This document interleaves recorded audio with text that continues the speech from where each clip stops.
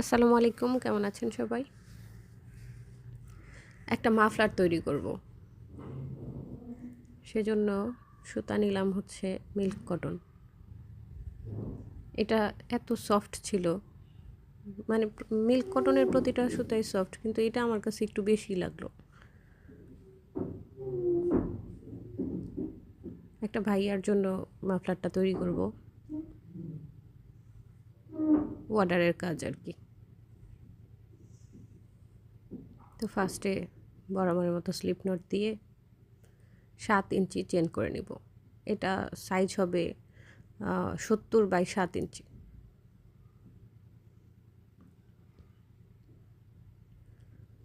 Chain করে নিচ্ছি।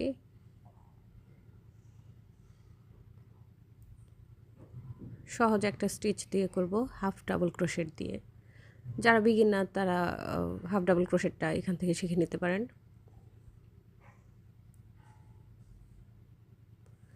এই তো 7 ইঞ্চি হয়ে গেছে আমাদের, একটু কম আছে, আর একটু বাড়িয়ে নিচ্ছি।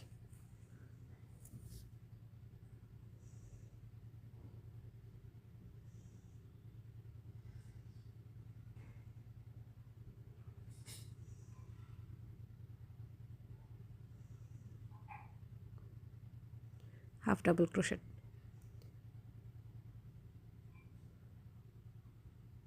প্রতিটাতে হাফ ডাবল ক্রোশেট করে দিব।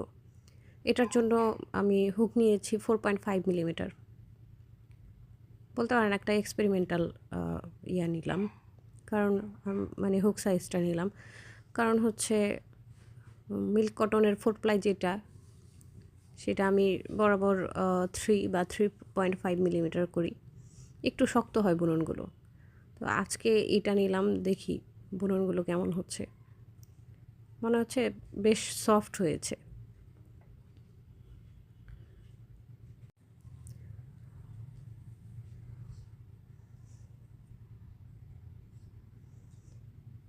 এই যে স্টিচগুলো এরকম দেখতে হবে।